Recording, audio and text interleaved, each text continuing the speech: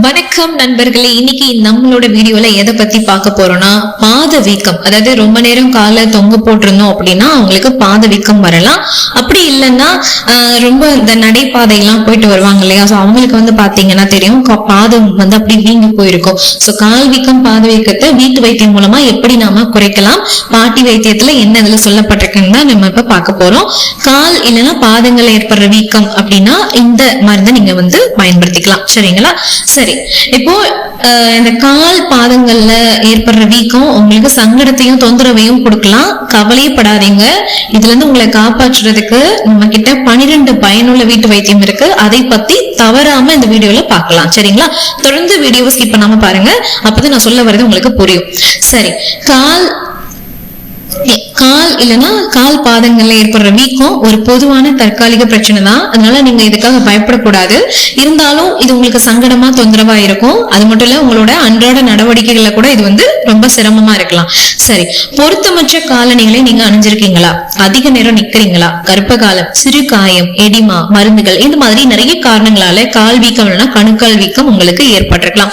அது மட்டும் இல்லாம சிறுநீரக நோய், இதய நோய், கல்லீரல் நோய், லிம்பெடிமா, இந்த மாதிரி சில மருத்துவ நிலைமைகள் காரணமா கூட கால் இல்லைன்னா கணுக்கால் வீக்கம் ஏற்படலாம். இதே மாதிரி கால் இல்லைன்னா பாதத்துல ஏற்படுற வீக்கத்துக்கு ஈஸியான டிப்ஸ் வந்து இருக்கு. சரிங்களா? அது வந்து வீக்கத்தை விரைவா குறைக்க உதவுறதோட உங்களுக்கு கொஞ்சம் ஆறுதலையும் கொடுக்கும். இருந்தாலும் உங்க கால்கள் ரொம்ப காலமா வீக்கமா இருந்தது, இல்ல பிற அறிகுறிகளோட சேர்ந்து காணப்படுது அப்படின்னா ஒரு மருத்துவ நிலைக்கான அறிகுறியா இருக்கலாம். டாக்டர் கண்டிப்பா கன்சல்ட் பண்ணி ஆகணும். சரிங்களா? உடனடி மருத்துவ கவனிப்பு அதுக்கு தேவைப்படுது அப்படின்னு அர்த்தம். சரி, வீக்கமான கால்களுக்கு சில வீட்டு வைத்தியங்கள் இப்போ நான் சொல்லிட்டேன். சரி, எப்பவுமே நான் வந்து கால் வலிக்கு சொல்றேன், ரெக்கமெண்ட் பண்றேன் எப்சம் உப்பு. இதை நீங்க யூஸ் பண்ணலாம். இது நான் தெரிஞ்சுக்கிட்ட தகவல் தான் முன்னாடி ஷேர் பண்றேன்.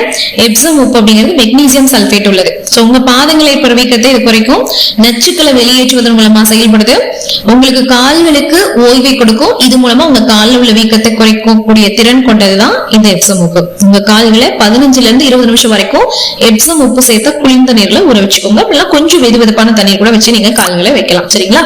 சரி, அடுத்ததா உங்க கால்களை எப்பவுமே உயர்த்தியபடி வச்சுக்கோங்க. வீக்கத்தை குறைக்கவும் உங்க கால்களுக்கு கொஞ்சம் ஓய்வு கொடுக்கவும் உங்க கால்களை ஒரு தலையணை மேல நீங்க உயர்த்தியபடி வச்சுக்கணும். நீங்க கர்ப்பமா இருக்கும் போது நோட் பண்ணிருப்பீங்க, சொரம் இறங்கிருச்சு அப்படின்னு மாதிரி சொல்லுவாங்க, நீர் இறங்கிருக்கு அப்படிலாம் வந்து சொல்லுவாங்க. அப்போ வந்து ரொம்ப வீக்கமா இருக்கும் கால்ல. நீங்க பாத்திருக்கீங்களா? சோ அப்படி கர்ப்பமா இருக்கும்போது வீக்கத்தை குறைக்க ஒரு நாளைக்கு பலமுறை உங்க கால்களை உயர்த்த வந்து முயற்சிக்கணும். இருக்கிற பெண்கள் இது மாதிரி கால் வீக்கத்தால அவதிப்பட்டாங்க அப்படின்னா ஒரு நாளைக்கு பலமுறை உங்க கால்களை உயர்த்தினபடி வச்சு உட்கார நீங்க முயற்சி. அதாவது நார்மலா இருக்கிற பீப்புள்ஸ் உங்க கால்களை உங்க இதயத்தோட மட்டத்திற்கு மேல ஒரு 20 நிமிஷம் வைக்கிறதுக்கு உயர்த்தி வைக்கிறதுக்கு நீங்க முயற்சி பண்ணணும்.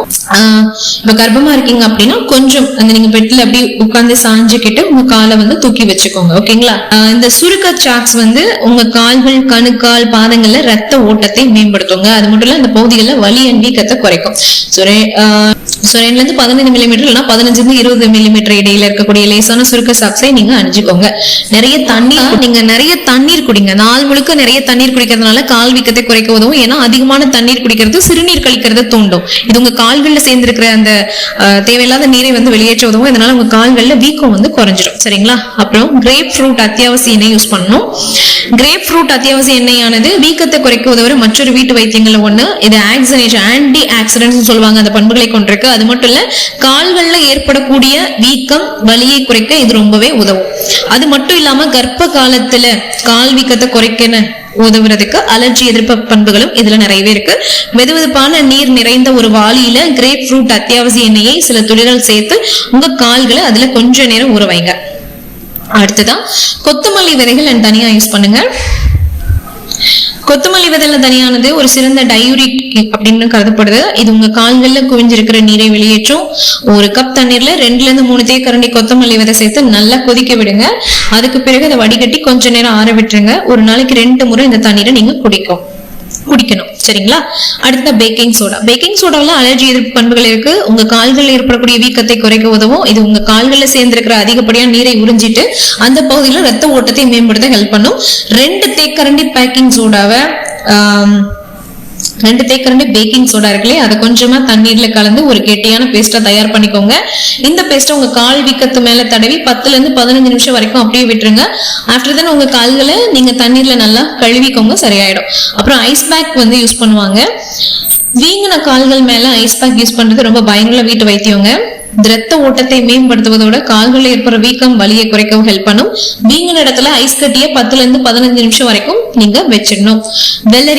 வெள்ளரிக்காய் உடல்ல உள்ள அதிகப்படியான நீரை அகற்ற உதவும். அது மட்டும் இல்ல வீக்கத்தை குறைக்கவும் ஹெல்ப் பண்ணும். உடல்ல இருந்து கழிவுகள் நச்சுக்களை அகற்றது மூலமா நம்ம உடலை சுத்தப்படுத்தும். இது மூலமா கால் பாத வீக்கத்தை இது குறைக்குது.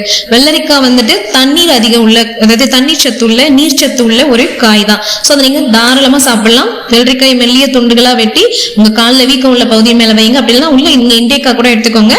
உங்க கால்ல ஒரு லேசான துணி கொண்டு கட்டிக்கோங்க. அதை நீங்க வைப்பீங்க இல்லையா, மெல்லிய அந்த பீஸா வெட்டி உங்க கால்கள்ல வீக்கம் உள்ள பகுதி மேல வச்சுட்டு ஒரு துணி வச்சு நல்லா கட்டிக்கோங்க. 20 to 30 நிமிஷங்களுக்கு அப்புறம் அந்த கட்டுகளை நீங்க அகத்திக்கலாம். இல்லைன்னா நீங்க வந்துட்டு என்னன்னா இந்த வெள்ளரிக்காயை நீங்க சாப்பிட கூட செய்யலாம். சரிங்களா?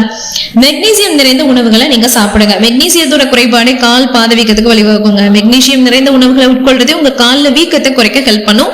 கீரை, டார்க் சாக்லேட், ப்ரோக்கோலி, அப்புறம் முந்திரி, பாதாம், டோஃபு, இதெல்லாம் வந்து பாத்தீங்கன்னா மெக்னீசியம் நிறைந்த உணவுகளை நீங்க சாப்பிடணும். கண்டிப்பா நீங்க சாப்பிட்டீங்க நல்லா இருக்கும். அதே மாதிரி உங்க கால்களை நல்லா மசாஜ் பண்ணுங்க. மசாஜ் பண்றது அப்படிங்கிறது உங்க கால்னா பாத வீக்கத்தை குறைக்க உதவும். அது மட்டும் இல்ல உங்க காலுக்கு இது வந்து ஓய்வை கொடுக்கும். மசாஜ் செய்யும் போது உங்க காலுக்கு ரொம்ப சாஃப்டான ஒரு அழுத்தத்தை தான் நீங்க கொடுக்கணும். ரொம்ப ரஃபா போட்டு அழுத்தக்கூடாது. இப்படி பண்றது அதிகப்படியான நீரை அகற்றவும் வீக்கத்தை குறைக்கவும் உங்களுக்கு கண்டிப்பா ஹெல்ப் பண்ணும். அடுத்ததான் நீங்க பொட்டாசியம் நிறைந்த உணவுகளை சாப்பிடுங்க. சோடியமோட அளவை குறைக்கிறது மூலமா சிறுநீர் உற்பத்தி அதிகரிக்கிறது மூலமா பொட்டாசியம் ஆனது உங்க உடல்ல சேர்ந்திருக்க நீரை குறைக்க உதவுது. சர்க்கரை வள்ளிக்கிழங்கு, அப்புறம் சால்மன், வாழைப்பழங்கள், பிஸ்தா, இதுலலாம் பொட்டாசியம் நிறைஞ்சிருக்கு. நீங்க அந்த உணவுகளை உட்கொள்ளுங்க. அடுத்துதான் நீங்க எப்போ மருத்துவரை சந்திக்கணும்னு கேட்டீங்கன்னா, கால் வீக்கத்தோட சேர்ந்து இப்ப நான் சொல்ற அறிகுறிகள்ல ஏதாவது நீங்க அனுபவிச்சீங்கன்னா உடனடியா மருத்துவரை நீங்க போய் நாடணும். கால்ல வெப்பம், சிவக்கிறது, வீங்குறது, மூச்சு திணறது, கால் வீக்கத்தோட காய்ச்சல் ஏற்பட்டா, மார்புல வலி, அழுத்தம் அல்லது இருக்க மாதிரியான உணர்வு, ஒரு மூட்டுல மட்டும் வீக்கம் ஏற்படுறது, இப்படி இருந்ததுன்னா கண்டிப்பா நீங்க டாக்டரை போய் பார்த்து அவரோட அட்வைஸை நீங்க வாங்கி அவரு கொடுக்குற இந்த பிரிஸ்கிரிப்ஷனை நீங்க ஃபாலோ பண்ணணும். அப்படின்னு சொல்லிட்டு சின்ன மைல்டா இருக்கும்போது இப்ப நம்ம சொன்ன விஷயங்களை மட்டும் நீங்க ஃபாலோ பண்ணாலே போதும். அதுவே அதை தாண்டி வரும்போது நீங்க மருத்துவருடைய பரிந்துரை இப்படிதான் நீங்க செயல்படணும்னு சொல்லிட்டு எனக்கு தெரிஞ்ச விஷயங்கள் நான் உங்ககிட்ட ஷேர் பண்ணியிருக்கேன். இந்த விஷயங்கள் உங்களுக்கு யூஸ்ஃபுல்லா இருந்தா நினைச்சீங்கன்னா லைக் பண்ணுங்க, நிறைய பேருக்கு ஷேர் பண்ணுங்க. அது மட்டும் இல்ல, இந்த மாதிரி யூஸ்ஃபுல்லான வீடியோஸ்களுக்கு நீங்க பண்ணுங்க நம்மளுடைய சேனலை சப்ஸ்கிரைப் பண்ணி சப்போர்ட் பண்ணுங்க. அகைன் உங்களை வேறொரு யூஸ்ஃபுல்லான டிப்ஸ்ல மீட் பண்றேன். Until then, thank you so much. Take care all சொந்தங்களே.